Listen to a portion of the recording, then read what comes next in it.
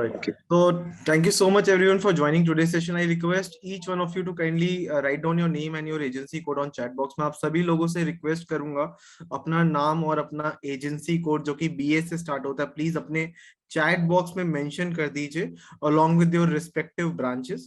We will going to proceed with the session after couple of minutes. हम लोग 2 से 3 minute का wait और करेंगे ताकि और भी लोग ज्वाइन कर सके. उसके बाद हम आज का सेशन कंटिन्यू करेंगे. आज का जो टॉपिक है वो है एक्सीडेंट केयर इंडिविजुअल पॉलिसी के बारे में आज हम डिस्कस करेंगे. किस तरीके से वर्क करना है, क्या क्या की फीचर्स है, उसके बारे में भी आपको बताएंगे. ऑलराइट, तो thank you so much everyone for joining today's session. I hope so मेरी स्क्रीन विजिबल है और मेरी आवाज क्लियर है. So let's begin with the session. आज का जो टॉपिक है वो है एक्सीडेंट केयर इंश्योरेंस पॉलिसी. ठीक है, सबसे पहले इस पॉलिसी स्टार्ट करने से पहले थोड़ा इसका महत्व बता देता हूँ कि क्यों ये पॉलिसी बेचनी चाहिए, क्या इसका पर्पस है. थोड़ा पहले उसके बारे में बात करेंगे, फिर फॉलोड बाय द प्रोडक्ट के क्रक्स अबाउट द प्रोडक्ट. जो मेन फीचर्स है उस पर हम ज्यादा फोकस करेंगे. ठीक है, ऑल्दो देखिए इसमें बहुत सारे फीचर्स है बट हमारा मेन जो एजेंडा रहेगा वो उसमें क्रक्स अबाउट द पॉलिसी, यानी कि जो इंपॉर्टेंट फीचर्स जो आप कस्टमर को एक्चुअली में बताओगे. ठीक है, तो ध्यान से समझिएगा कि इस प्रोडक्ट को किस तरीके से प्रेजेंट करना है. हालांकि ये प्रोडक्ट का प्रेजेंटेशन आप अपनी तरीके से भी कर सकते हो, आप अपने तरीके से जिस तरीके से कस्टमर इंटरेस्टेड होगा या सुनना चाहता है उस हिसाब से आप बताइएगा. सो एक्सीडेंट केयर इंश्योरेंस पॉलिसी, यानी कि एक्सीडेंट अगर बाई चांस होता है, देखिए हम में से हर कोई बाई व्हीकल ट्रैवल करता है या फिर हम में से काफी लोग ऐसे भी हैं जो कि मेट्रो से भी ट्रैवल करते हैं, बट या फिर कभी कभार हमारे घर में भी कोई हादसा हो सकता है. तो बेसिकली एक्सीडेंट जो है वो कभी भी किसी के साथ भी हो सकता है. इसीलिए एक हेल्थ इंश्योरेंस होना तो बहुत जरूरी है, साथ में एक्सीडेंटल पॉलिसी होना उतना ही जरूरी है. हम में से बहुत सारे लोग ऐसे हैं जो कि शायद एक्सीडेंट इंश्योरेंस को इतना महत्व नहीं मानते. उनका वो जानबूझ के, मतलब लोगों का मैंने ऑब्जर्व किया है कि लोग हेल्थ इंश्योरेंस तो खरीद लेते हैं बट एक्सीडेंट पॉलिसी जनरली लोग अवॉइड करते हैं. बट मैं बताना चाहूंगा एक्सीडेंट पॉलिसी ही भी उतनी ही जरूरी है जितनी हमारी नॉर्मल या फिर रेगुलर हेल्थ इंश्योरेंस पॉलिसी है. मैं बताना चाहूंगा इंडिया में, अभी मैं फैक्ट्स एंड फिगर्स तो अभी मैं लेके नहीं बैठा, बट मैं बताना चाहूंगा कि बहुत सारे ऐसे लोग हैं जिनका रोजगार जो चलता है वो ट्रैवल के थ्रू ही चलता है. एंड अनफॉर्चुनेटली उनका सड़क हादसों में उनकी डेथ भी हो जाती है या फिर वो पूरी तरीके से डिसेबल हो जाते हैं. एंड अनफॉर्चुनेटली उनको अपने घर पे, जो कि वो एक खुद ब्रेड विनर हुआ करते थे, बट अब वो घर वालों के लिए लाइबिलिटी बन चुके हैं. तो कहने की बात यहाँ पे ये है कि एक एक्सीडेंटल पॉलिसी होने की वजह से कम यहाँ पे ये श्योरिटी हो जाएगी कि हमारे पास जो हमने पैसा बचा के रखा है या फिर कुछ पैसा जो हमें मिल जाएगा, जो कि हम बच्चों के लिए खर्च करना चाहते थे, अपनी बेटी के लिए खर्च करना चाहते थे. इसीलिए एक्सीडेंट पॉलिसी का बहुत ही ज्यादा इंपॉर्टेंट रोल है और मेरे हिसाब से हम सभी के पास एक अच्छा हेल्थ एक्सीडेंट पॉलिसी भी होना चाहिए. ठीक है, तो स्टार्ट करते हैं आज का presentation with the important points of accidental policy की क्यों जरूरी है. ठीक है, क्या क्या चीजें आप कस्टमर को बता सकते हैं. देखिए बेनिफिट्स की मैं बात करूं तो इसमें बहुत सारे बेनिफिट्स हैं, बट मैं मेनली जो फोकस करूंगा, मैं क्या क्या चीजों के फोकस करूंगा. फर्स्ट ऑफ ऑल, जो हमारे पास कवरेज जो है यहाँ पे 7 करोड़ रुपीज तक का आप कवर दे सकते हैं. वर्ल्ड वाइड कवर है, यानी कि अगर आप इंटरनेशनल ट्रिप में भी गए हैं, फॉर एग्जाम्पल आप US गए हैं या फिर कनाडा गए हैं, वहां पे एक्सीडेंट हो जाता है तो वो भी हम कवरेज देंगे. क्योंकि यूजुअली जितनी भी हमारी पॉलिसीज है हेल्थ इंश्योरेंस में, हम किसी में भी वर्ल्ड वाइड कवरेज नहीं दे रहे बारिंग दिस वन. मतलब ऑब्वियसली अगर आप कॉम्प्रिहेंसिव हेल्थ इंश्योरेंस भी लेंगे उसमें भी एक्सीडेंट वाला जो पार्ट है उसमें भी हम कवर करेंगे. तो जनरली इंडेमनिटी पॉलिसीज में आपको हम वर्ल्ड वाइड कवरेज नहीं दे रहे, बट इस पॉलिसी में हम वर्ल्ड वाइड कवरेज देंगे. ठीक है, इस पॉलिसी में देखिए 3 चीजें जो हम कवर करने वाले हैं. एक तो एक्सीडेंटल डेथ, यानी एक्सीडेंट की वजह से डेथ होना. ठीक है, अब एक्सीडेंट कुछ भी हो सकता है, एक्सीडेंट स्नेक बाइट भी हो सकता है, एक्सीडेंट इनफैक्ट हम गाड़ी चला रहे हैं, बाइक चला रहे हैं, उससे भी एक्सीडेंट हो सकता है. हम लोग फिसल जाते हैं, जमीन पे गिर जाते हैं, उसको भी हम एक्सीडेंट कंसिडर करेंगे. तो accident can be in any form. Okay, coming to the permanent disability. Permanent disability भी देखिए अगर मैं बात करूं 2 तरीके की होती है. एक होता है परमानेंट टोटल डिसेबिलिटी, दूसरा होता है permanent partial disability. Permanent total disability का मतलब होता है जो टोटल पर्सन डिसेबल्ड हो जाता है उसको हम परमानेंट टोटल डिसेबलमेंट बोलते हैं. हम परमानेंट पार्शियल डिसेबलमेंट में क्या होता है, शरीर का कुछ पार्ट डिसेबल हो गया है. ठीक है, तो अभी उस पर भी हम बात करेंगे. ठीक है, टेम्परेरी टोटल डिसेबिलिटी का मतलब क्या हो गया कि वो टेम्परेरीली डिसेबल्ड हो गया है, यानी कि शरीर का कोई ऐसा अंग है जो कि वो डिसेबल हो गया है. लेट्स सपोज फ्रैक्चर हो गया किसी को. ठीक है, तो कुछ टाइम के लिए वो फ्रैक्चर हो गया है, यानी कि 2 या 3 महीने में वो रिकवर कर लेगा. ठीक है, तो उसका भी खर्चा देंगे, अभी हम बात करेंगे कितना देंगे, ठीक है, अभी उस पर अभी हम बात करेंगे। एजुकेशन ग्रांट, इसमें क्या है कि अगर कोई पर्सन परमानेंट टोटल डिसेबलमेंट हो जाता है या फिर उसकी डेथ हो जाती है, तो ऐसे केसेस में हम एक पर्टिकुलर अमाउंट देते हैं जो कि 10,000 रुपए है पर चाइल्ड के केसेस में, मैक्सिमम 2 बच्चों का हम इसमें खर्चा देते हैं। ठीक है, तो ये साल में सिर्फ एक ही, मतलब एक ही बार ही मिलता है, ओनली वंस पेड होता है ये। ठीक है, तो एजुकेशन ग्रांट। एम्बुलेंस चार्जेस इसमें हम देते हैं, एम्बुलेंस तो अमाउंट अभी हम डिस्कस करेंगे कितना देते हैं इसमें, ठीक है, क्या पोर्शन रहता है। ठीक है, travel expenses for one relative, again travel expense for one relative भी देते हैं इसमें। बाकी व्हीकल एंड मॉडिफिकेशन, यानी कि अगर आप अपने व्हीकल को मॉडिफाई करवाना चाहते हो, बिकॉज पर्सन जब डिसेबल हो जाता है तो वो हो सकता है वो पूरी तरीके से व्हीकल यूज ना कर पाए, या फिर अपने घर को वो मॉडिफाई करवाना चाहते हैं क्योंकि वो घर पे इंक्लाइंड प्लेन्स बनवाना चाहता है, वो स्टेयर से जाने के लिए सक्षम नहीं है, तो ऐसे केस में वो व्हील चेयर के थ्रू ट्रैवल करेगा, तो उसको इंक्लाइंड प्लेन्स बनवानी है। ठीक है, तो उसमें भी हम एक सर्टेन अमाउंट तक पे करते हैं, मैक्सिमम 50,000 रुपीज वैसे रहता है। अभी मैं आने वाली स्लाइड्स में आपको वो भी दिखाऊंगा। ब्लड भी आप परचेज कर सकते हैं। ठीक है, बाकी ट्रांसपोर्टेशन ऑफ इंपोर्टेड मेडिसिन, यानी कि इंपोर्टेड मेडिसिन का ट्रांसपोर्टेशन का खर्चा भी हम देंगे। ठीक है, इसमें कुछ ऑप्शनल एक्सपेंसेस भी हम कवर कर रहे हैं, मेडिकल एक्सपेंसेस एक्सटेंशन, जिसमें हम 10% ऑफ द सम इंश्योर्ड पे करेंगे, या फिर 25% of the claim amount, maximum up to 5 lakh rupees, whichever is lower amount उतना ही हम पे करेंगे मेडिकल एक्सपेंसेस एक्सटेंशन के लिए। इसके लिए आपको 10% एक्स्ट्रा पे करना पड़ेगा। ठीक है, next is hospital cash benefit, तो उसमें हॉस्पिटल कैश बेनिफिट भी आपको हम देते हैं, यानी हॉस्पिटल में अगर हम एडमिट होते हैं तो पर डे के बेसिस में एक सर्टेन अमाउंट आपको मिलता है, वो भी हम ऑप्शनल के कवर में ही देते हैं, यानी आपको इसके लिए एक्स्ट्रा पेमेंट करना पड़ेगा। नेक्स्ट इज होम कन्वलेजेंस, अगर कोई हॉस्पिटल में एडमिट हुआ है और एडमिट होने के बाद वो घर पे फर्दर अगर ट्रीटमेंट के लिए अटेंडेंट को चाहता है कि उसके घर में रहे, तो ऐसे केसेस में होम कन्वलेजेंस बेनिफिट भी रहता है यहाँ पे। ठीक है, तो ये सारी बेनिफिट्स आपको यहाँ पे मिलते हैं, ये ऑप्शनल कवर रहते हैं। ठीक है, तो इसके लिए आपको एक्स्ट्रा पैसा पे करना पड़ेगा, जो भी ऑप्शनल बेनिफिट लिखा हुआ है इसके लिए आपको एक्स्ट्रा पेमेंट पे करना पड़ेगा। ठीक है, तो अभी जो मुद्दे की बात यहाँ पे ये है, आप कस्टमर को सारे पॉइंट्स नहीं बताने, हमें मेन पॉइंट्स जो हमें कस्टमर को बताने जिसमें ज्यादा फोकस करना है, वो accidental death, permanent total disability and temporary total disability, इस पे हम ज्यादा बात करेंगे, ये थोड़े इंपॉर्टेंट पॉइंट्स है, तो इस पे हमारा की फोकस रहेगा। ठीक है, प्रोडक्ट में ज्यादातर पॉइंट्स आपको यही बताने हैं। बाकी राइडर्स जो हमारा, मतलब आई मीन टू से, आप जो ऑप्शनल बेनिफिट है वो अब आपकी चॉइस है, अगर आप देना चाहें तो उसमें एक एक्स्ट्रा अमाउंट लगेगा, कितना लगेगा वो भी हम सेशन के टाइम पे बात करेंगे। ठीक है, सो आगे चलते हैं, समझते हैं कि ये प्रोडक्ट किस तरीके से वर्क करता है। सो अगर मैं बात करूं इस प्रोडक्ट की, तो यहाँ पे ये प्रोडक्ट आप इंडिविजुअल प्रोडक्ट है। ठीक है, बट अगर आप चाहें तो अपने फैमिली मेंबर्स को भी आप रख सकते हैं, बट उसके लिए भी आपको एक एक्स्ट्रा प्रीमियम देना पड़ेगा। ठीक है, तो यहाँ पे अगर मैं बात करूं, ये एक अर्निंग क्राइटेरिया के हिसाब से ही आपको ये पॉलिसी मिल सकती है, यानी कि आपकी जो इनकम है उसके अनुसार मिलेगी, वो भी मंथली इनकम देखी जाएगी। ठीक है, अब सवाल उठता है कि कितनी मंथली इनकम होनी चाहिए। ये जो पॉलिसी इंपॉर्टेंट पॉइंट्स है, ये समझने वाली बात है यहाँ पे। ठीक है, इसमें 3 टेबल्स हैं, टेबल ए, टेबल बी और टेबल सी। ठीक है, टेबल ए का जो मतलब है, यहाँ पे टेबल ए का मतलब है कि आपको सिर्फ और सिर्फ डेथ बेनिफिट ही मिलेगा। ठीक है, only death benefit due to accident, accident की वजह से जो डेथ होती है सिर्फ उसी का खर्चा कंपनी विल गोइंग टू पे। ठीक है, इसमें हम देंगे आपको 225 times of your monthly income तक ही आप मैक्सिमम सम एश्योर्ड आप ऑप्ट कर सकते हो, यानी जो भी आपकी इनकम है, लेट्स सपोज 10,000 है, तो 10,000 का 225 टाइम्स, ठीक है, यानी आप लगभग 22.5 लाख आई गेस। ठीक है, इतने तक ही आप ले सकते हो मैक्सिमम सम एश्योर्ड। ठीक है, टेबल बी के हिसाब से जैसे 10,000 रुपए अगर आपकी इनकम है, तो मेरे ख्याल से 18 लाख के करीब आपका बैठता है। ठीक है, तो टेबल बी में क्या रहता है, परमानेंट टोटल डिसेबिलिटी होती है, परमानेंट पार्शियल डिसेबिलिटी होती है, साथ में डेथ का भी कवर कंपनी देती है। Permanent total disability, permanent partial disability होती क्या है, अभी उस पर भी मैं बात करूंगा, तो उसके बारे में भी मैं एक्सप्लेन करूंगा। तो पहले इनकम लेवल के हिसाब से मैं आपको समझा देता हूँ, फिर स्टेप बाय स्टेप में चलूंगा ताकि कोई कंफ्यूजन ना रहे। ठीक है, तो यहाँ पे आप देख सकते हैं 180 टाइम्स आप दे सकते हो, 180 टाइम्स, यानी जो भी आपकी मंथली इनकम है, मासिक इनकम है, उसका 180 गुना। टेबल सी में आप 100 गुना तक जा सकते हो। इसमें बेसिकली आपको सारे बेनिफिट्स मिलेंगे। इसमें आपको इनफैक्ट टेम्परेरी टोटल डिसेबिलिटी भी मिलेगा, और साथ में डेथ और परमानेंट टोटल डिसेबिलिटी और परमानेंट पार्शियल डिसेबिलिटी तो मिल ही रहा है।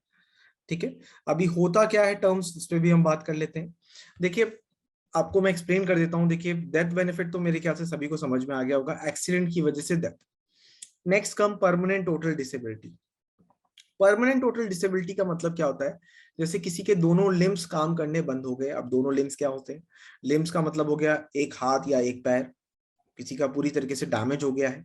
अब देखिए देखा ये जाता है कि हाथ का पोर्शन कितना होता है, हाथ का ये देखा जाता है रिस्ट से ज्यादा अगर डैमेज है तो उसको हम बोलते हैं परमानेंट टोटल डिसेबिलिटी, बट दोनों हाथ या फिर एक हाथ और एक पैर, ठीक है, और 7% वर्किंग कंडीशन में नहीं है।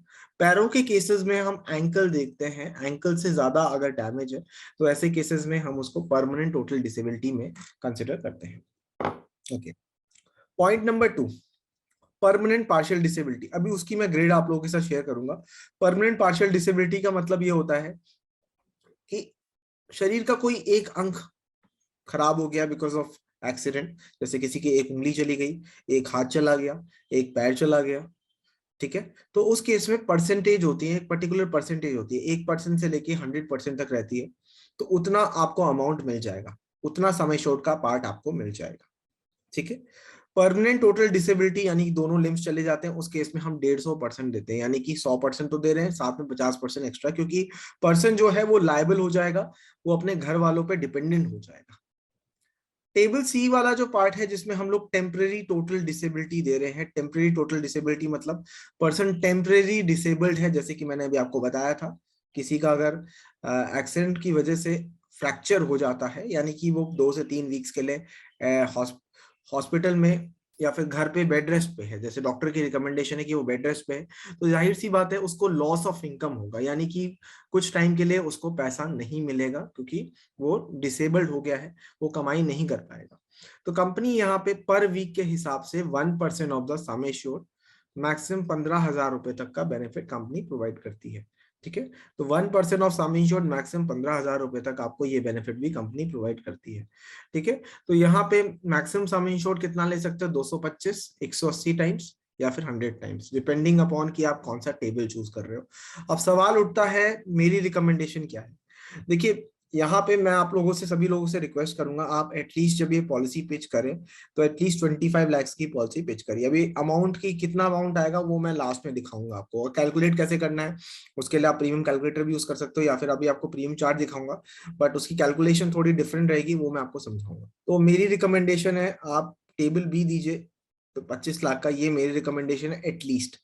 ठीक है, क्योंकि टेबल सी में आप मैक्सिमम 15 लाख रुपए तक का ही सम इंश्योर्ड ऑप्ट कर सकते हो, या फिर आप एक और काम कर सकते हो कि अगर आप किसी को टेम्परेरी टोटल डिसेबिलिटी चाहिए तो 15 लाख की आप टेबल सी दे दीजिए, साथ में 10 लाख का टेबल बी दे दीजिए। अगर आपको सस्ता प्रीमियम निकालना है तो फिर आपको टेबल ए देना पड़ेगा, क्योंकि टेबल ए का प्रीमियम बहुत सस्ता आएगा कंपैरेटिवली। अब बात कर लेते हैं, यहाँ पे भी कुछ लिखा हुआ है, उस पर भी थोड़ा हम बात कर लेते हैं कि क्या यहाँ पे अगर मैं बात करूं तो आप सब देख सकते हैं स्क्रीन पे कि जैसे अगर कोई पर्सन है वो अर्निंग मेंबर है, ठीक है, उसको तो हम पॉलिसी दे सकते हैं, but what about those person जो कि अर्निंग मेंबर नहीं है, लेट्स सपोज मेरी स्पाउस है, यानी मेरी वाइफ है, वो हाउस वाइफ है, मेरी स्पाउस जो है वो नॉन अर्निंग मेंबर है, यानी कि हाउस वाइफ है, तो ऐसे केसेस में क्या मैं उनको पॉलिसी दे सकता हूँ या नहीं दे सकता हूँ। तो सवाल उठता है, देखिए एक्सीडेंट तो किसी का भी हो सकता है, एक्सीडेंट तो बच्चों का भी हो सकता है, फुटबॉल खेलते हुए हो सकता है, ठीक है, या फिर स्कूटी ड्राइव करते हुए, लेडी स्कूटी ड्राइव कर रही है, एक्सीडेंट हो सकता है, काम कर रही है, किचन में फिसल गई, तो उनके लिए भी पॉलिसी होनी जरूरी है। तो कहने की बात यहाँ पे ये है कि ऐसे केसेस में हम क्या करें, क्योंकि यहाँ तो अर्निंग अर्निंग का सिस्टम है। अब अर्निंग का सिस्टम है तो यहाँ पे कंपनी ने एक सुविधा आप लोगों को दे रखी है, you have a facility that, कि आप यहाँ पे 50% ऑफ द सम इंश्योर्ड आप अपनी फीमेल्स को दे सकते हो, क्योंकि आप वाइफ हो सकती है। अगर हस्बैंड वर्किंग नहीं है तो उस केस में फिर डिपेंडेंट स्पाउस आपके हस्बैंड हो गए। लेट्स सपोज वाइफ वर्किंग है, हस्बैंड वर्किंग नहीं है, जनरली ऐसा होता नहीं है, बट बाई चांस अगर ऐसा है तो उस केस में इस तरीके से रहेगा। ठीक है, तो इसमें आप मैक्सिमम जो कवर ले सकते हो नॉन अर्निंग मेंबर के लिए, जो एडल्ट मेंबर के लिए, नॉन अर्निंग एडल्ट मेंबर, वो है 15 लाख रुपए, उसमें भी 50% ऑफ सम इंश्योर्ड। यानी कि एक एग्जांपल कोट करना चाहूंगा, किसी के पास अगर 50 लाख रुपए की पॉलिसी है लेट्स सपोज, तो 50 लाख का 50% कितना हुआ, 25 लाख। ठीक है, बट मैक्सिमम इसमें 15 लाख रुपए से ज्यादा हम जा नहीं सकते, तो हम 15 लाख ही देंगे। दूसरा एग्जाम्पल भी ले लेता हूँ। एग्जाम्पल के तौर पे किसी की पॉलिसी है 20 लाख रुपए की, तो 20 लाख के हिसाब से आप 50% कितना हुआ, 10 लाख रुपए। तो वो 10 लाख से बियॉन्ड नहीं जा सकता, या तो 50% ऑफ सम इंश्योर्ड या मैक्सिमम अप टू 15 lakhs, ये याद रखिए। दूसरा, इसमें डिपेंडेंट चिल्ड्रन के केस में क्या रहता है, आप मैक्सिमम 5 लाख रुपए तक की पॉलिसी ले सकते हो। डिपेंडेंट चिल्ड्रन, अगर आपने पॉलिसी ले रखी है और आप चाहते हो अपने आपका बच्चा भी पॉलिसी ले, ठीक है, तो बेशक ये पॉलिसी ले सकता है, क्योंकि आप पॉलिसी में है, तो इस वजह से उसको भी पॉलिसी मिल सकती है। वो ले सकता है मैक्सिमम 5 लाख रुपए का, 25% of sum insured, but maximum 5 lakh रुपए। ठीक है, तो ये थी इस पॉलिसी के बारे में कुछ इंपॉर्टेंट चीजें। तो आगे बढ़ते हैं, बट आगे बढ़ने से पहले अगर किसी को कोई डाउट है तो आप मुझे यहाँ पे रोक सकते हैं। अभी तक जितना डिस्कस किया, क्योंकि मैं स्टेप बाय स्टेप चल रहा हूँ, उसके बाद हाँ, एनी क्वेश्चंस, 1 मिनट का टाइम दे रहा हूँ, फिर मैं आगे बढ़ूंगा। हेलो हाँ जी, अभय जी बताइए। Sir, good evening sir. Sir एक क्वेश्चन था सर मेरा हाँ कि जी। सपोज एक बंदा को हमने पॉलिसी दिया, हाँ जी। वो रिटायरमेंट से पहले को दे दिया, 59 एज में दे दिया, उसका उस समय जो अर्निंग थी सर, अभी वो हाँ जी। बंदा रिटायर कर गया है और 61 एज के आसपास सपोज आ गया वो, तो उस केस में उसकी अर्निंग तो अब खत्म हो गई सर। उस केस में उसको ये जो टेबल सी का बेनिफिट उसने ऑप्ट किया हुआ है, वो उसको मिल सकता है कि वो नहीं मिलेगा सर? वो सर एक वर्ड लिखा हुआ है यहाँ पे, मैं आपको दिखा देता हूँ। जी जी यहाँ पे गेनफुल लिखा हुआ है, मैं आपको दिखाता हूँ। गेनफुल का मतलब क्या होता है कि गेनफुल इनकम मतलब होता है कि जो जैसे आपकी रेगुलर इनकम आ रही है, रिटायरमेंट जो होती है ना, उसको रिटायरमेंट या जो पेंशन आती है, जैसे मेरे डैड भी रिटायर हो चुके हैं, he was also government employ, but yes अभी वो रिटायर हो चुके हैं, तो अभी पेंशन आनी शुरू हो रही है उनकी, तो उसको वो गेनफुल इनकम में हम कंसिडर नहीं करते, तो नहीं हो पाएगा सर। ओके सर, ओके, ठीक है, मैंने थैंक आपको रीजन भी बता दिया, ताकि अगर कोई पूछे तो यू। आप हाँ, रीजन दे गेनफुल सकते हैं। इनकम, हाँ ये अच्छी इवन चीज है। एक और बात बता देता हूँ, रेंटल इनकम को भी हम गेनफुल इनकम में नहीं कंसिडर करते हैं, आपकी नॉलेज के लिए बता देता हूँ। ठीक है, दीनदयाल जी ने हैंड रेस किया है, आप बताएं आपका क्या क्वेश्चन है, उसके बाद फिर हम आगे बढ़ेंगे। हाँ जी। मेरा क्वेश्चन सर एज के ऊपर है कि minimum age of entry and maximum age of entry. आपका आंसर मैं दिखा के करूंगा, क्योंकि यहाँ पे देखिए मैं बता देता हूँ 70 years है वैसे, ठीक है, बट यहाँ पे आपको स्लाइड में मैंने वैसे मेंशन करा, अच्छा मैंने आपको दिखा नहीं पाया था कुछ चीजें, मैं दोबारा से दिखा भी देता हूँ। 18 years से लेके 70 years तक हम लोग कंसिडर कर रहे हैं एडल्ट की एंट्री एज, ठीक है, और डिपेंडेंट चिल्ड्रन 5 months से लेके 25 years, ठीक है, बट मैं फिर भी आपको एक बात और बता देता हूँ। वैसे 70 यहाँ पे है रिटर्न में, बट जनरली अंडर राइटिंग जो होती है थोड़ी स्ट्रांग हो जाती है। 65 से ऊपर जो केसेस होते हैं, जो मैंने ऑब्जर्व किया है, वो जनरली डिक्लाइन हो जाते हैं, बट इसलिए मैंने आपको बता दिया है, ठीक है। और मैक्सिमम वैसे पॉलिसी जो टर्म रहेगा 1 साल, 2 साल और 3 साल, और ठीक है, इसमें इस तरीके से रहता है। और लाइफ टाइम रिन्यूअल वाला जो पॉइंट है, इसको भी आप अवॉइड ही करिए, इसको मत बताइएगा लाइफ टाइम रिन्यूअल वाला, ठीक है। और मैक्स मिनिमम जो सम इंश्योर्ड है वैसे 1 लाख लिखा हुआ है, बट एटलीस्ट आप 25 lakhs की ही पिच करिएगा, ये मेरी रिकमेंडेशन है। बाकी मैक्सिमम 7 करोड़ तक आप जा सकते हैं। हाँ जी, संतोष जी आपका क्या क्वेश्चन है? सर मैं ये कह रहा था कि आपने जो स्पाउस वाला बताया था जो कवरेज, उस समय क्या मैं ऑफलाइन हो गया था, कट हो गया था, हाँ तो जी। थोड़ा सा उसके बारे में ब्रीफ कर दें कि स्पाउस को कैसे कवर करना है। अच्छा अच्छा, हाउ चलिए एक संतोष जी का एक लास्ट क्वेश्चन ले लेते हैं, उसके बाद थोड़ा फिर हम आगे बढ़ेंगे। ठीक है, तो स्पाउस का एक बार मैं बता देता हूँ। देखिए, स्पाउस का आप देख सकते हैं स्क्रीन पे, मैं इसको इरेज कर देता हूँ 1 सेकेंड। तो देखिए, स्पाउस का आप देख सकते हैं, इसमें स्पाउस मतलब क्या होता है कि हस्बैंड वाइफ के लिए स्पाउस है, ठीक है, वाइफ हस्बैंड के लिए स्पाउस है, तो इसमें नॉन अर्निंग मेंबर देखा जाएगा कि जो हमारी जैसे कपल्स में कौन नॉन अर्निंग मेंबर है, तो उसको हम क्योंकि आपके स्पाउस ने पॉलिसी ले रखी है, यानी कि अगर नॉर्मल केसेस में मैं बात करूं, हस्बैंड ने पॉलिसी ले रखी है, इस वजह से वाइफ को पॉलिसी दी जा सकती है अगर वाइफ नॉन अर्निंग मेंबर है, ठीक है। नॉन अर्निंग मेंबर के केस में मैक्सिमम वो ले सकते हैं 15 लाख रुपए तक का कवर, बट उसमें भी 50% ऑफ द सम एश्योर्ड। जैसे एग्जांपल के केस में मैंने आप लोगों को बताया था, अगर 50 लाख की पॉलिसी ले रखी है आपने, हस्बैंड ने 50 लाख की पॉलिसी ले रखी है, तो वाइफ जो मैक्सिमम जो कवर ले सकती है, वो ले सकते हैं 15 लाख रुपए, क्योंकि मैक्सिमम हम 15 लाख रुपए से बियॉन्ड नहीं जा सकते। वही अगर उन्होंने 20 लाख का कवर लिया होता तो वो मैक्सिमम 10 लाख तक ले सकती थी, क्योंकि 50% ऑफ द सम इंश्योर्ड तक ही आप मैक्सिमम जा सकते हो। ठीक है। डिपेंडेंट चिल्ड्रन के केस में क्या रहता है, 25% of sum insured, maximum up to 5 lakh, यानी कि 25% जो भी आपने सम इंश्योर्ड चूज कर रखा है। जैसे फादर प्रपोजर जो थे वो फादर थे, तो फादर ने लगभग 20 लाख की पॉलिसी ले रखी थी, तो 20 लाख के केस में 25% हो गया 5 लाख, तो 5 लाख से बियॉन्ड वो नहीं जा सकते। वही अगर फादर ने 10 लाख ले रखी होती तो फिर उस केस में 2.5 लाख रुपए बनता, तो 2.5 लाख रुपए से ज्यादा बच्चा नहीं ले सकता था। तो सर समझ में आ गया आपको? Yes yes. क्लियर हो गया? थोड़ा आगे बढ़ते हैं अभी हम लोग, तो अभी जो बाकी क्वेरीज हैं हम थोड़ी देर बाद लेंगे, तो पहले हम थोड़ा और समझ लेते हैं। ठीक है। सो अभी हमने डिस्कस किया रिस्क कवर्ड। अब देखिए ये हम ऑलरेडी डिस्कस कर चुके हैं कि देखिए एक्सीडेंट के केस में, डेथ के केस में 100% मिलेगा और साथ में बोनस भी मिलेगा। ठीक है। बोनस अभी कितना मिलता है उस पर भी हम बात करेंगे। वैसे 5% मिलता है, मैक्सिमम 50% तक, बट मैं अभी दोबारा से अभी आपको दिखाऊंगा। ठीक है। एक्सीडेंटल डेथ टेबल बी में आपको मिल रहा है accidental death, permanent total disability, permanent partial disability, ये अभी हमने बता दिया था, मैं रिवाइज करवा रहा हूँ आपको। टेबल सी में आपको सारे बेनिफिट्स मिलेंगे, accidental death, permanent total disability, permanent partial disability और साथ में टेम्पररी टोटल डिसेबिलिटी, तो साथ में आपको बोनस भी मिलेगा। तो इस तरीके से हमारी पॉलिसीज रहती है।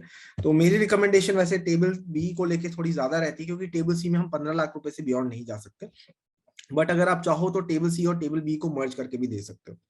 ठीक है। क्योंकि 15 लाख रुपए से ज्यादा आप जा नहीं सकते, तो 15 लाख और 10 लाख आपके पास ऑप्शन रहेगा। जब आप पॉलिसी लॉगिन करोगे तो आप टेबल बी और सी का मिला के भी दे सकते हो, चाहो तो टेबल ए को भी इंक्लूड कर सकते हो। अब थोड़ा इंपॉर्टेंट पार्ट है, प्लीज इसको ध्यान से समझिएगा, क्योंकि ये चीज मैंने अभी तक डिस्कस नहीं करी है। ये समझ लीजिए तो ऑलमोस्ट पॉलिसी फिर आपकी समझ में आ जाएगी। ठीक है। ये वाला पॉइंट बहुत इंपॉर्टेंट है। जब भी आप प्रीमियम कैलकुलेट करते हो, आपको दो चीजें की इंफॉर्मेशन दिमाग में रखनी है। नंबर 1, कौन सा टेबल देना है, उससे प्रीमियम डिसाइड होगा। नंबर 2 पॉइंट, कौन सा रिस्क ग्रुप है। रिस्क ग्रुप का मतलब होता है जो आप काम कर रहे हो उससे रिलेटेड, जो आपकी ऑक्यूपेशन है, whatever is your occupation related to this will be the risk group. ठीक है। रिस्क ग्रुप का मतलब क्या हुआ, जैसे फॉर एग्जांपल आप एडमिनिस्ट्रेटिव फंक्शन में इन्वॉल्व हो, यानी कि आपका जो बेसिकली कामकाज जो है वो है नॉन ट्रैवल रिलेटेड होगा, या फिर आपका वर्क स्टेशन में ही काम करना है, आपका ज्यादा मूवमेंट का काम नहीं है, ज्यादा रिस्क इन्वॉल्व नहीं है, तो उसको हम रिस्क ग्रुप 1 में कंसिडर करेंगे। Risk group 2 on the other hand क्या होता है, पर्सन जो कि मैनुअल वर्क में इंगेज्ड है।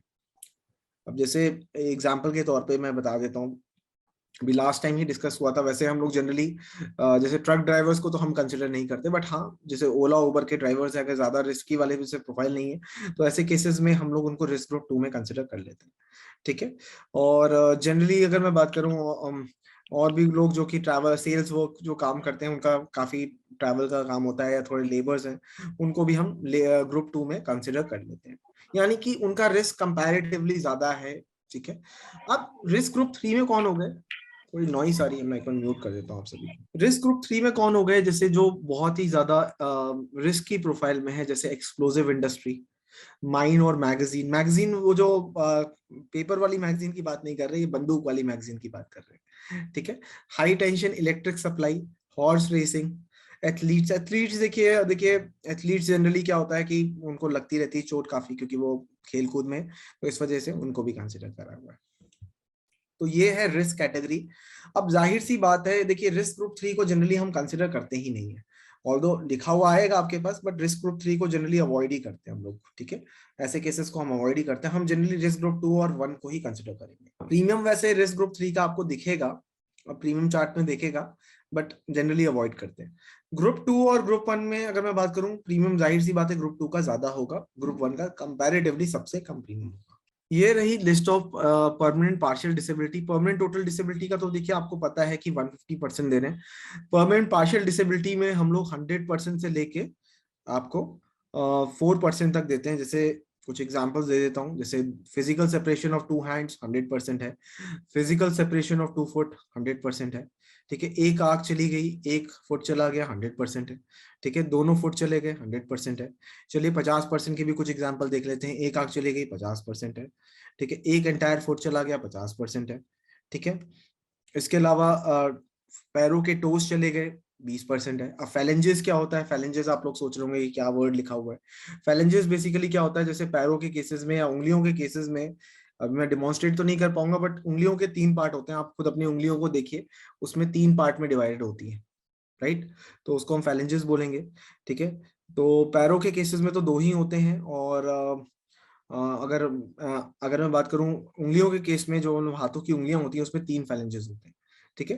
तो वो डिपेंड करता है कि उसके कितनों की हड्डियां टूटी हैं, उसके हिसाब से आपको बेनिफिट मिलेगा। जैसे एग्जांपल के तौर पे पैरों के केसेस में, ग्रेड टो के केस में 5%, अगर बोट पैरों का जो अंगूठा होता है उसके केस में 5% मिल जाएगा आपको। ग्रेड टो के केस में अगर एक फैलेंज गई है तो उस केस में 2%, ठीक है। तो इस तरीके से यहाँ पे मेंशन्ड है। अब देखिए दोनों कान पूरी तरीके से डैमेज है, ठीक है, तो उस केस में 75%, ठीक है। अब दोनों कान के साथ अगर कोई पर्सन बोल भी नहीं पा रहा, उस केस में 100% हो जाएगा, ये बात याद रखिएगा। अब एक कान ठीक तरीके से नहीं सुन पा रहे, उस केस में 30% है, ठीक है। और वही अगर चारों फिंगर्स चली गई, ठीक है, तो उस केस में 40%। उसके बाद loss of thumb of both phalanges 25%। तो इस तरीके से यहाँ पे मेंशन्ड है, मैं सारे चीजें नहीं दिखा रहा आपको, ठीक है। तो इस तरीके से आप चाहें तो उसका स्क्रीनशॉट भी ले सकते हैं, वरना मैं आप लोगों को शेयर भी कर दूंगा, ठीक है। आप अपने मैनेजर से भी ले सकते हैं। बाकी पीपीटीज और 1 पेजेस वैसे अवेलेबल तो हैं आपके आपके वर्चुअल ऑफिस में।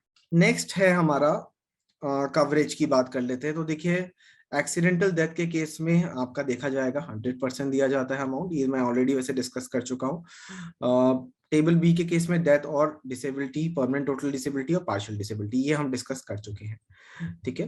तो अभी टेबल सी में भी हम डिस्कस कर चुके हैं, तो अभी हम आगे बढ़ते हैं। सो बेसिकली हमने जो मेन जो चीजें थी वो तो डिस्कस कर ली है। अब जो शॉर्ट में मैं आप लोगों को कुछ और चीजें जो है इस प्रोडक्ट के बारे में, जो मैं ऑलरेडी डिस्कस कर चुका हूँ, तो उसके बारे में शॉर्ट में एक बार बता देता हूँ, ठीक है। उसके बाद हम प्रीमियम पे चलेंगे और कुछ और पॉइंट्स बताऊंगा इसके बारे में। और बोनस, हाँ बोनस बचा हुआ है, बोनस थोड़ा इंपॉर्टेंट है।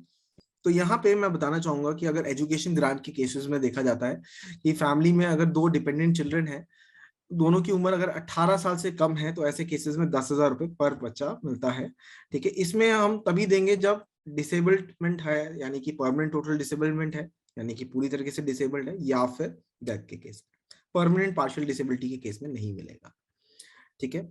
एम्बुलेंस चार्जेस के केस में सिर्फ हम मात्र 5,000 रुपए दे रहे हैं, ठीक है।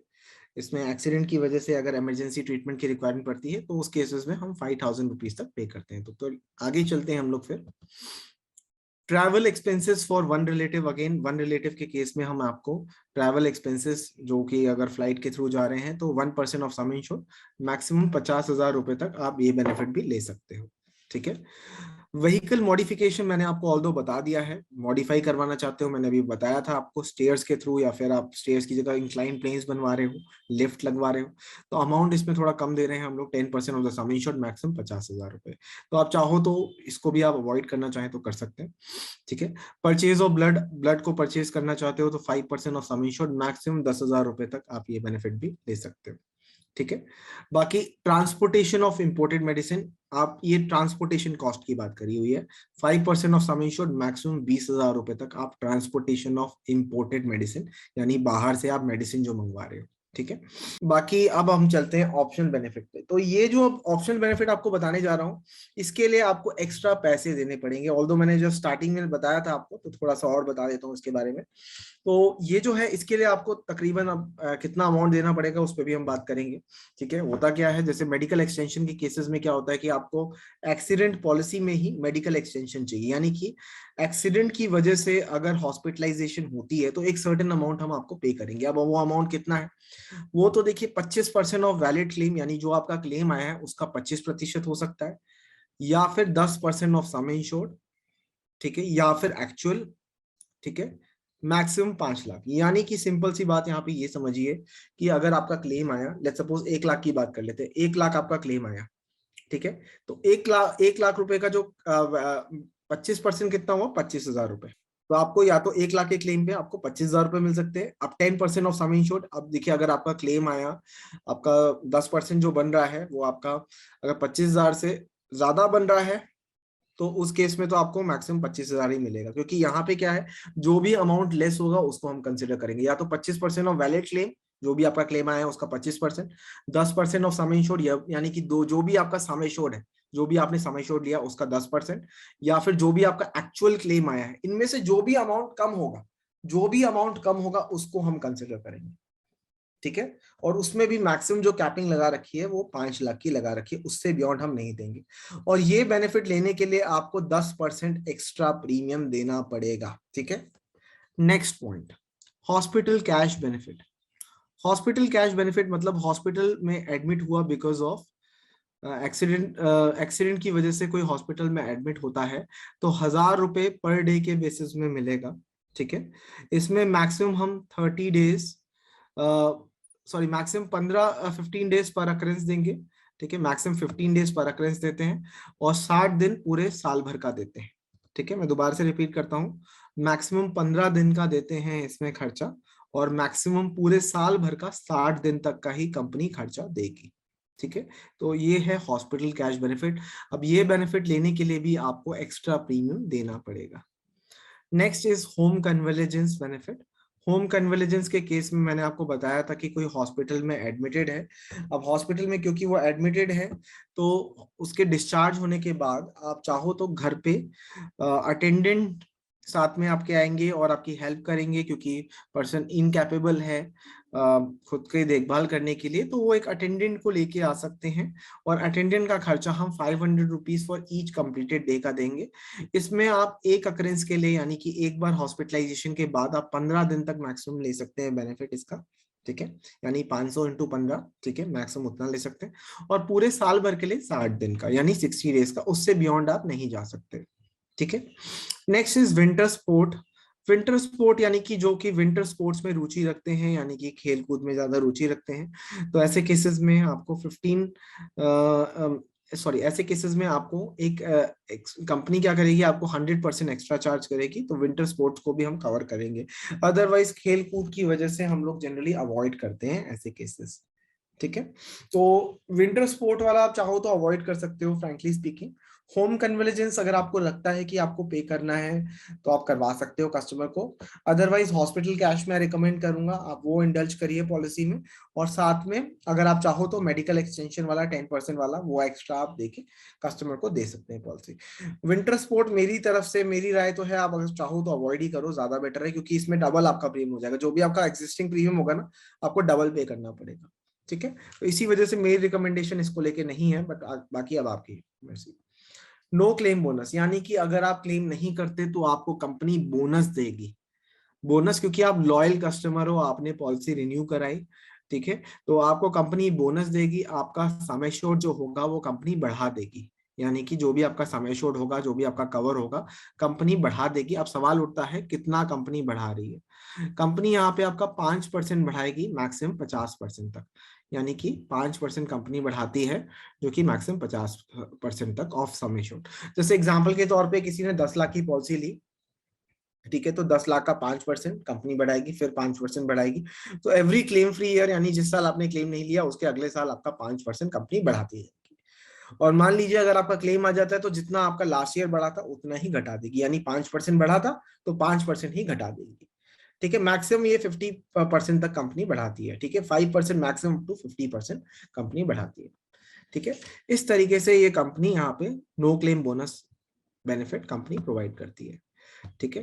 तो ये था हमारा इंपॉर्टेंट पॉइंट। बाकी हम डिस्काउंट भी देते हैं, देखिए जाहिर सी बात है फैमिली डिस्काउंट भी हम 10% तक देते हैं। अगर आप पॉलिसी लेते हो तो कंपनी आपको 10% तक का फैमिली पर्संस ऐड करने की वजह से 10% का डिस्काउंट भी देती है। इसके अलावा देखिए टॉक टू स्टार तो मेरे ख्याल से सभी को पता होगा, जिनको नहीं पता मैं बता देता हूँ। ये फैसिलिटी वैसे हमारे सारे पॉलिसीज में अवेलेबल है, आप चाहो तो ये बेनिफिट ले सकते हो। इसमें आप हमारे ऑर्थो कंसल्टेंट से लेके panel of doctor related to कोविड-19, गाइनो रिलेटेड इश्यूज, सभी से आप बात कर सकते हो। यहाँ पे फोन नंबर भी मेंशन्ड है, आप चाहो तो आप एप्लीकेशन डाउनलोड कर सकते हो जो कि प्ले स्टोर में इजीली अवेलेबल है। ओके, सो मैं बात कर लेता हूँ उसमें। अभी मैं बात करूंगा, देखिए क्लेम प्रोसीजर में अगर मैं बात करूं तो उसमें क्लेम प्रोसीजर्स में आपके पास अगर डेथ के क्लेम है तो उसमें डेथ सर्टिफिकेट, पोस्टमार्टम की रिपोर्ट, एफआईआर की कॉपी, पुलिस की इंक्विजिट रिपोर्ट, ठीक है, और forensic science laboratory report, legal heir certificate, इसकी रिक्वायरमेंट पड़ेगी। ये आपके पास ये आपको प्रोवाइड करने पड़ेंगे, ठीक है। इसके अलावा अगर मैं बात करूं डिसेबिलिटी के क्लेम्स के लिए आपको गवर्नमेंट डॉक्टर के आपके पास सिविल सर्जन की कंफर्मिंग द डिसेबिलिटी का परसेंटेज वाइज सर्टिफिकेट होना जरूरी है, तभी आपका क्लेम पास होगा। ठीक है। ट्रैवल एक्सपेंसेस के लिए proof of expenses incurred, travel of imported medicine के केस में, ट्रांसपोर्टेशन ऑफ इंपोर्टेड मेडिसिन के केस में प्रिस्क्रिप्शन होना जरूरी है। ठीक है। और फ्लाइट के चार्जेस यानी कि ट्रैवल के चार्जेस। बाकी मॉडिफिकेशन कराने के लिए, जो व्हीकल का मॉडिफिकेशन, उसके क्लेम के लिए आपके पास डिसेबिलिटी का डॉक्टर का सर्टिफिकेट होना चाहिए कि कितना परसेंट डिसेबलमेंट है। ठीक है। और साथ में वर्कशॉप का रिपोर्ट भी चाहिए, वर्कशॉप की एस्टिमेशन चाहिए कि कितना अमाउंट लगेगा। ठीक है। बाकी कैश रिसिप्ट का भी चाहिए और एस्टिमेशन ऑफ सिविल इंजीनियर। ठीक है। बाकी ब्लड परचेज के केस में ओरिजिनल रिसिप्ट चाहिए यहाँ पे। ठीक है। तो ये सारे डॉक्यूमेंट्स की रिक्वायरमेंट पड़ेगी। So last but not the least, very important part, premium. चलिए प्रीमियम देख लेते हैं, फिर हमारा सेशन यहीं पे हम फिर खत्म करेंगे इसमें। ठीक है। तो प्रीमियम देखिए यहाँ पे आप लोग सभी लोग। तो प्रीमियम आप देखेंगे यहाँ पे, देख सकते हैं हम 1 ईयर प्रीमियम की बात कर लेते हैं। तो आपका जो 1 साल का जो प्रीमियम आएगा वो पर लाख रुपीज जो पड़ रहा है वो रहेगा 43 रुपीज। और अगर मैं जीएसटी जोड़ लूं, जो कि 18% जीएसटी जोड़ने के बाद तकरीबन 51 रुपीज पड़ता है। ठीक है। यानी कि अगर अगर आप 10 लाख की पॉलिसी लेते हो तो 510 के करीब आपका प्रीमियम बैठेगा। और अगर आप 3 साल अगर आप 30 लाख की पॉलिसी लेते हो तो लगभग 1,500 रुपए में आपका काम हो जाएगा। 1,500 से थोड़ा ज्यादा, 1,530 रुपीज के आसपास पड़ेगा। ठीक है, इंक्लूडिंग टैक्स। वही अगर आप टेबल बी लेते हो तो 70 रुपए प्लस जीएसटी, यानी 70 रुपए प्लस 18% जीएसटी। यानी कि अगर आप 30 लाख का कवर लेते हो तो लगभग आपका 2100 रुपए प्लस 18% जीएसटी आपका प्रीमियम बैठेगा, 30 लाख का कवर। वही अगर मैं बात करूं, अगर आप टेबल सी लेते हैं तो आप अगर आप, क्योंकि टेबल सी में आप 15 लाख से बियॉन्ड जा नहीं सकते, तो आपका 10 लाख का कवर जो पड़ेगा लगभग 1250 प्लस 18% जीएसटी। ठीक है। वही ग्रुप 2 के केस में आपका अमाउंट थोड़ा ज्यादा हो जाएगा, 60 रुपए प्लस 18% जीएसटी, 1 लाख रुपए का। बाकी आप 600 रुपए आप जोड़ सकते हैं, इस तरीके से यहाँ पे मेंशन्ड है। ठीक है। तो पर लाख के हिसाब से यहाँ पे मेंशन्ड है। मैं सभी लोगों से रिक्वेस्ट करूंगा प्लीज म्यूट कर लीजिए ताकि डिस्टरबेंस ना आए। अभी मैं आपको क्वेश्चंस पूछने का मौका दूंगा। ठीक है। Let me just complete this session. ठीक है, बस ऑलमोस्ट कंप्लीट होने वाला है, उसके बाद मैं आपके फर्दर डाउट्स भी ले लूंगा। ठीक है। मेडिकल अब देखिए एडिशनल प्रीमियम के केसेस में क्या होता है कि अगर आप एडिशनल प्रीमियम देना चाहते हैं, यानी कि अगर एग्जांपल के तौर पे कोई पर्सन है जो कि एड ऑन कवर यानी कि हमारे ऑप्शनल बेनिफिट भी लेने में इंटरेस्टेड है, तो मेडिकल एक्सटेंशन के केस में आपको 10% एक्स्ट्रा पे करना पड़ेगा, जो भी आपका फाइनल प्रीमियम आएगा उसका 10%। विंटर स्पोर्ट जो कि मेरी रिकमेंडेशन नहीं थी, उसमें 100% देना पड़ेगा। हॉस्पिटल कैश के केस में 40 रुपए पर पर्सन। और साथ में अगर मैं बात करूं या होम कन्वर्जेंस के केस है 15%। ठीक है। तो यहाँ पे इस तरीके से वर्क करता है। ठीक है। सो अभी कोई सवाल है आप लोगों का तो आप लोग पूछ सकते हैं। बाकी मैं एक बार सवाल पूछने से पहले एक बार रिवाइज भी करवा देता हूँ, उसके बाद आपके सवाल भी पूछ लेता हूँ। तो अभी जो मैंने डिस्कस किया, क्या क्या पॉइंट्स हमने डिस्कस किए, क्या क्या फीचर्स आप बताओगे इस पॉलिसी में, पहले एक बार वो डिस्कस कर लेते हैं, फिर जो आपके डाउट्स हैं वो भी ले लेते हैं। तो बेसिकली जो हमारा आज का जो एजेंडा था वो था एक्सीडेंट केयर पॉलिसी। मेरे नजरिए में हर किसी पर्सन के पास एक्सीडेंट केयर पॉलिसी होना जरूरी है। क्या क्या पॉइंट्स आप बताओगे? नंबर 1 पॉइंट, एक्सीडेंट की वजह से डेथ वाला, टेबल ए। टेबल बी के केस में डेथ और डिसेबिलिटी दोनों कवर होती है, जिसमें permanent total disability, permanent partial disability भी कवर करते हैं। टेबल सी में सारी चीजें कवर करेंगे, इवन टेम्पररी टोटल डिसेबिलिटी भी कवर करेंगे। अब सवाल उठता है कौन सी पॉलिसी देनी चाहिए, तो मेरी रिकमेंडेशन वैसे टेबल बी को लेके ज्यादा है, क्योंकि आप टेबल सी में 15 लाख से बियॉन्ड आप नहीं जा सकते, या तो आप मिक्स करके दे सकते हैं टेबल सी और टेबल बी का। टेबल ए में सिर्फ आपको डेथ बेनिफिट ही मिलेगा, तो अगर कोई कस्टमर चाहे तो आप दे तो जरूर सकते हैं, पर उनको कोई खास बेनिफिट नहीं मिलेगा, प्रीमियम बहुत सस्ता पड़ेगा। ये मेरी राय है, बाकी आप अपने हिसाब से दे सकते हैं। बाकी नो क्लेम बोनस यहाँ पे 5% मिल रहा है, मैक्सिमम आपको 50% तक मिल रहा है। इसमें ऑप्शनल बेनिफिट्स भी हैं, बट मेरी राय ये है कि आप हॉस्पिटल कैश बेनिफिट यहाँ पे दीजिए कस्टमर को, और साथ में मेडिकल एक्सटेंशन दीजिए जिसमें 10% आपको एक्स्ट्रा प्रीमियम पड़ेगा। ठीक है।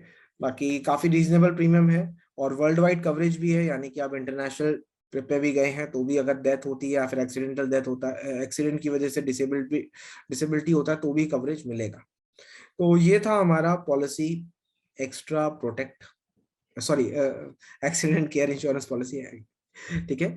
सो एक्सीडेंट केयर पॉलिसी, ठीक है। सो द थिंग इज कि इसमें कोई क्लैरिटी अगर नहीं है, किसी को कोई डाउट है तो प्लीज मुझसे बताइए। Any questions anyone? सर ये पॉलिसी में जिसके पास इनकम है अपना वही लोग कवर हो सकते हैं कि any person who is working in unorganised sector and wanted to purchase this policy, then he can be eligible or not? Unorganised sector, Yes. First of all income होना तो देखिए जरूरी है, ये तो मैं क्लियर कर देता हूँ आप लोगों को। अगर नहीं है तो एक केस में मिल सकता है, अगर पर्सन के स्पाउस वर्किंग है तो उस केस में आपको मिल सकता है, जैसे कि मैंने आपको बताया 50% ऑफ द सम इंश्योर्ड, या फिर बच्चों के केस में 25% ऑफ सम इंश्योर्ड। अब सवाल उठता है देखिए अनऑर्गेनाइज सेक्टर में, तो अब उसमें किस सेक्टर में काम करते हैं वो डिपेंड करता है, बेशक मिल भी सकता है, डिपेंड करता है कि उनके कौन से रिस्क ग्रुप कैटेगरी में है। दूसरा वो गेनफुल इनकम होनी चाहिए, तो उस केस में बिल्कुल मिल सकता है इसमें पॉलिसी, बट वही डिपेंड करता है कि अनऑर्गेनाइज सेक्टर में अगर वो ज्यादा रिस्क वाले जॉब में है जिसमें काफी रिस्क इन्वॉल्व है, तो टेबल सी में वो सॉरी रिस्क ग्रुप 3 में आएगा, और रिस्क ग्रुप 3 को हम अवॉइड करते हैं। ठीक है, तो डिपेंड करेगा कि वो काम क्या कर रहे हैं, उस पर भी डिपेंड करता है। Next question hello please. हाँ जी बताइए। सर, मेरा क्वेश्चन ये था कि सपोज ग्रुप 1, ग्रुप बी या ग्रुप सी में हमने जो डिवाइड करके रखा हुआ है, हाँ कोई जी। बंदा ग्रुप 2 में आता है, वो ग्रुप 1 का प्रीमियम देके के वो पॉलिसी ले लिया, उसके साथ कुछ ऐसा हैपनिंग हो गया, तो उस केस में क्या हो सकता है सर? कि उसने तो डिस्क्लोज नहीं किया प्रॉपरली। सर इंश्योरेंस में एक क्लॉज होता है अटमोस्ट गुड जी। फेथ, ठीक है। Yes yes yes utmost good faith को फ्रेंच में बोलते हैं यूब्रेमा फाइट्स। Yes yes. इसका मतलब सिंपल सा यहाँ पे ये है कि नॉन डिस्क्लोजर के केस में कंपनी के पास राइट होता है कि वो पॉलिसी के क्लेम को भी खारिज कर सकती है। कंपनी के पास ये भी राइट रहता है कि कंपनी चाहे तो कस्टमर को आप पॉलिसी भी कैंसिल कर सकती है। तो जनरली यही होता है, अगर कंपनी को पता लगेगा कि कुछ वो है तो फिर कंपनी के पास बहाना है, कंपनी करेगी। ठीक है। और ये कंस्ट्रक्शन कंपनी में जो काम करते हैं वर्कमैन सर, लेबर सब काम करते हैं, वो ग्रुप बी में ही आएंगे आई थिंक। सर कंस्ट्रक्शन का सर कंस्ट्रक्शन सर देखिए डिपेंड करता है। कंस्ट्रक्शन में अगर जनरली कंस्ट्रक्शन में देखिए, ऐसे कारपेंटर हो गया, मैं नहीं मैसन हो समझ, गया, वर्कमैन हो कारपेंटर गया। का तो टेबल बी में कंसिडर कर सकते हैं, बट अगर जैसे हाई ऑल्टीट्यूड में जो बिल्डिंग्स में जो कर रहे हैं, अब वो डिपेंड करता है, वो अंडर राइटर डिसाइड करेंगे। वैसे वो टेबल सी में भी कंसिडर करा जा सकता है, ठीक है। वो कितना यस। रिस्क वाला प्रोफाइल है उनका, जैसे वो बहुत ज्यादा ऑल्टीट्यूड में जाके उनको काम करना होता है, तो उस केसेस में टेबल सी में भी कंसिडर करा जा सकता है। तो ये भी आपको, ठीक है, कारपेंटर को टेबल बी में आ जाएगा। ठीक, थैंक यू सर।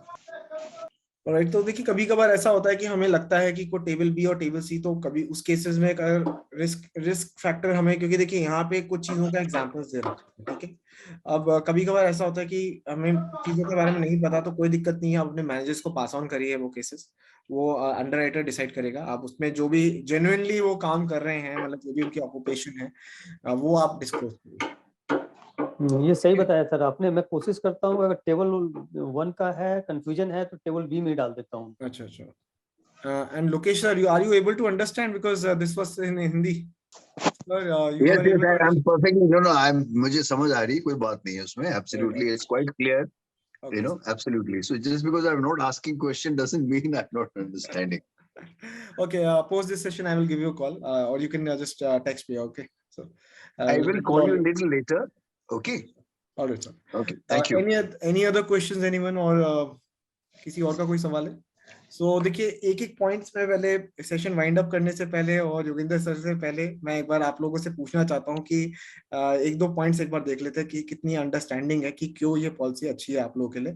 तो एक एक करके पहले मैं संजय जी से पूछना चाहूंगा कि अगर ये पॉलिसी आप बेचेंगे तो क्या पॉइंट जो है जो आपको लगता है कि बताना चाहिए कस्टमर को, एनी वन पॉइंट। जैसा हर्ष जी मैंने सब सुना हाँ जी। और मुझे पता लगा, उसमें यही है कि आदमी अगर 10,000 रुपये भी कमाता है तो इस पॉलिसी को हम उसको दे सकते हैं, जिससे फाइनेंशियल प्रोटेक्शन जो है उसकी एटलीस्ट कुछ दे सकते हैं। अदरवाइज अगर अर्निंग कैपेसिटी के हिसाब से देखें तो वो कोई इंश्योरेंस नहीं ले सकता, लेकिन इस पॉलिसी के द्वारा हम उसको दे पाएंगे। चलिए ठीक है। ओके। ओके मंजू जी, आप कोई एक पॉइंट बताना चाहेंगे? हाँ सर, मंजू, नमस्कार। नमस्कार जी, बताइए। तो पॉलिसी ठीक से समझ में नहीं आई है, लेट में ट्रेनिंग ज्वाइन किए थे, अच्छा, लेट में। लेकिन इतना समझ में आया है कि इसको एक्सीडेंटल पॉलिसी जो हमें खुद के लिए है 4,425 में हाँ जी, 50 लाख की, हाँ तो जी। उसमें और इसमें ये डिफरेंस है, ये अमाउंट देने वाली पॉलिसी और वो केवल उसमें और इसमें दोनों में अंतर क्या है सर? देखिए सर, अगर आप नॉर्मल पॉलिसी की मैं बात करूं, जैसे एक होती है क्षतिपूर्ति, यानी कि इंग्लिश में बोलते हैं इंडेमनिटी, यानी कि हाँ जितना आपका लॉस हुआ उतने की ही कंपनी भरपाई करेगी। यानी कि हाँ सिंपल भाषा में बोलूं, अगर आपका हॉस्पिटलाइजेशन में क्लेम आता है 20,000 रुपए का, बेशक आपके पास जो कवर है वो आपका 5 लाख का है, कंपनी आपको सिर्फ 20,000 ही देगी, वो होता है इंडेमनिटी पॉलिसी। बट हाँ यहाँ पे क्या होता है, क्योंकि देखिए डेथ को, परमानेंट टोटल डिसेबिलिटी को कभी हम अमाउंट में नहीं काउंट कर सकते, ठीक है? कभी भी डेथ हम्म को या फिर इसको, इस वजह से हम कंपनी क्या करती है, लाइफ इंश्योरेंस का कॉन्सेप्ट यूज करती है जिसमें हम फिक्स बेनिफिट बोलते हैं। अब उसमें क्या होता है, जितना आपके पास कवर है पूरा का पूरा दे दिया जाएगा, जो भी टर्म्स एंड कंडीशंस है। अब देखिए पूरा अमाउंट का मतलब यहाँ पे ये हो गया, डेथ के केस में हमारा डील ये था 100% दे रहे हैं, टोटल डिसेबिलिटी के केस में 150% दे रहे हैं, परमानेंट पार्शियल डिसेबिलिटी के हिसाब से परसेंटेज डिफाइंड है, वो हम परसेंटेज में देंगे। यानी कि यहाँ प्री डिसाइडेड अमाउंट होता है, ये नहीं देखा जाता कि आपका खर्चा कितना हुआ है, क्योंकि देखिए परमानेंट डिसेबल्ड हो गया तो अभी आज की डेट में खर्चा नहीं होगा, क्योंकि वो रिकवरी नहीं कर पाएगा, तो उसको हम अमाउंट के हिसाब से नहीं देख सकते। सिमिलरली डेथ को हम कभी अमाउंट के हिसाब से नहीं देख सकते, ठीक है? So Yogendra ji, would you like to add anything, जो पॉइंट्स अगर बाई चांस मेरे से मिस हो गए हों या फिर कुछ एक्सप्लेन करना चाहते नहीं, बहुत अच्छे पॉइंट्स है सर, हो गया, धन्यवाद। हैं? ओके, योगेंद्र जी, आप कुछ ऐड करना चाहेंगे? योगेंद्र जी, आप मुझे सुन पा रहे हैं? वो चाय पीने गए होंगे सर। नहीं, वो तो है, he is here only.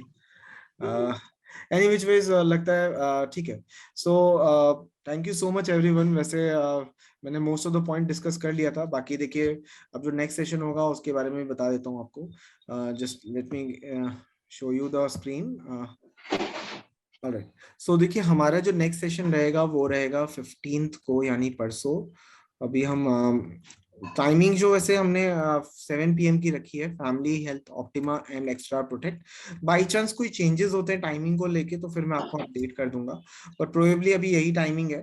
But आपको कल तक इंटीमेशन मिल जाएगी कि हम लोग 4 बजे कर रहे हैं या 7 बजे कर रहे हैं। प्रोबेबली हम 7 PM ही करेंगे, बट बाई चांस टाइम की अगर प्रॉब्लम होगी तो उस टाइम हम 4 PM कर लेंगे या फिर टाइम चेंज कर लेंगे, ठीक है? तो नेक्स्ट सेशन है हमारा सैटरडे को, यानी परसों, फैमिली हेल्थ ऑप्टिमा, और साथ में हम एक्स्ट्रा प्रोटेक्ट के बारे में भी बात करेंगे। आप सभी लोगों से मैं रिक्वेस्ट करूंगा वो सेशन जरूर ज्वाइन करें, ठीक है? और बाकी thank you so much everyone. Yogendra ji, अगर लास्ट में कुछ ऐड करना चाहते हैं, अगर आप मुझे सुन पा रहे हैं तो आप ऐड कर सकते हैं। हाँ जी जी, थैंक यू सो मच। मेरी एक दो कॉल्स आ गई थी बीच में, तो मैं पूरा सेशन तो नहीं आपका अटेंड कर पाया, लेकिन आपका सेशन अच्छा था सर। बाकी सबको भी बहुत अच्छे से क्लियर हुआ होगा। आई होप चीजें बहुत अच्छे से आपने एलोबरेट करी। और जितना ये टेक्निकल प्लान है इसको थोड़ा सा सिंपल तरीके से वर्कआउट करेंगे ना तो बेटर है। आप सभी से रिक्वेस्ट है, कस्टमर को प्लान नहीं समझाना है, कस्टमर को सिर्फ बेनिफिट समझाने हैं, एक्सीडेंटल डेथ बेनिफिट्स और अनसर्टेनिटी को मेन कंसर्न करके समझाना है। और एक डायलॉग हमेशा याद रखिएगा, भास्कर जी आपके लिए भी स्पेशली बोल रहा हूँ, कि हेल्थ इंश्योरेंस, जो लोग भी सिर्फ हेल्थ इंश्योरेंस बेच रहे हैं वो लोग एक्चुअल में हाफ इंश्योरेंस बेच रहे हैं। जब तक आप एक्सीडेंटल पॉलिसी को साथ में ऐड करके नहीं देंगे तब तक वो अधूरा इंश्योरेंस है। और किसी भी कस्टमर को अधूरा इंश्योरेंस बेचना सबसे बड़ा पाप है। तो अगर वो पाप करना चाहते हैं और आपको सिर्फ हेल्थ इंश्योरेंस ही बेचना है तो आपकी मर्जी है सर, लेकिन मैं जेन्युइनली सभी से रिक्वेस्ट करूंगा, आप सभी लोग कंप्लीट इंश्योरेंस बेचें। हेल्थ के साथ एक्सीडेंटल बेचना आपका जेन्युइनली कर्तव्य है, आपका परम धर्म है कह सकते हैं। क्योंकि किसी की फैमिली में आपकी मिस्टेक की वजह से अगर एक्सीडेंटल डेथ होती है और उसने एक्सीडेंटल इंश्योरेंस नहीं लिया हुआ है तो उसके पापी, उसके फैमिली के जो फाइनेंशियल लॉस के जो हकदार है ना, वो आप सबसे पहले हैं, बाकी और कोई बाद में है। क्योंकि आपने उस परिवार में हेल्थ इंश्योरेंस बेचा हुआ है और उसकी फैमिली को आपने एक्सीडेंटली प्रोटेक्ट नहीं किया।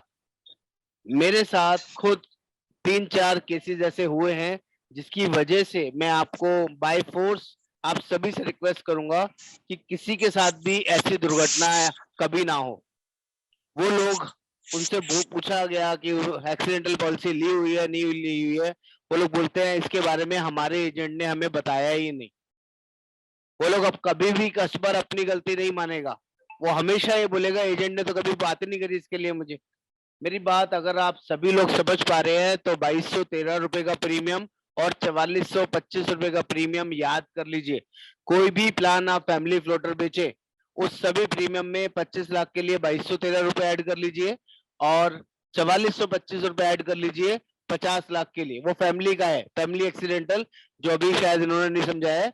लेकिन इंडिविजुअल की बात करूंगा तो इंडिविजुअल आप उन्हीं को पिच कीजिए जो लोग सैलरीड है, जो गेनफुल इनकम अर्न करते हैं बिजनेस में या सैलरीड में, उनको टीटीडी वाला बेनिफिट याद दिला दीजिए, जिसमें कि 15,000 रुपए पर वीक हमारे पास इनकम का एक प्रोविजन है जो आ सकता है। 60,000 रुपए महीना उनको मिल सकता है। जो लोग भी खुद सेल्फ वर्किंग है तो दोनों बेनिफिट्स अगर सही से एक्सप्लेन कर देंगे तो आराम से आप पॉलिसी बेच पाएंगे। आई होप सभी को चीजें क्लियर हुई होंगी। मैंने कुछ ज्यादा समय ना लिया हो तो आप अंडरस्टैंड कर पा रहे हैं। झा साहब आप समझ पा रहे हैं, मंजरी जी क्लियर है, भास्कर जी, राकेश शर्मा जी, संतोष जी आपकी पहली मीटिंग है। आई होप चीजें आपको क्लियर हुई होंगी। Yes, sir. एकदम क्लियर है सर। जी sir, good afternoon sir, good afternoon Jain साहब, जी गुड आफ्टरनून। तो मैं सभी से हाथ जोड़ के रिक्वेस्ट करूंगा कि किसी को भी अधूरा इंश्योरेंस ना दे। हर पॉलिसी के साथ आपको जबरदस्ती लड़के देनी पड़े तो भी दे दीजिए, कोई नुकसान नहीं है, कोई भी नुकसान नहीं है। ठीक है, थैंक यू सो मच। आप प्लीज कंटिन्यू कर लीजिए हर्ष से। Thank you so much everyone. बस हम सेशन यहीं पे फिर वाइंड अप करते हैं, ठीक है। बाकी आई होप सो सबके डाउट्स क्लियर हो गए हो। हाँ जी मंजू जी, आप कुछ कह रहे हैं कि आप या आपको बाय बाय कर रहे हैं सर। अच्छा ओके ओके बहुत बढ़िया भास्कर जी, बड़े दिन बाद दिखे आप। Thank you so much. Alright ठीक है। Thank you so much everyone. Have a nice day, take care everyone and happy Karva Chauth to everyone. Okay.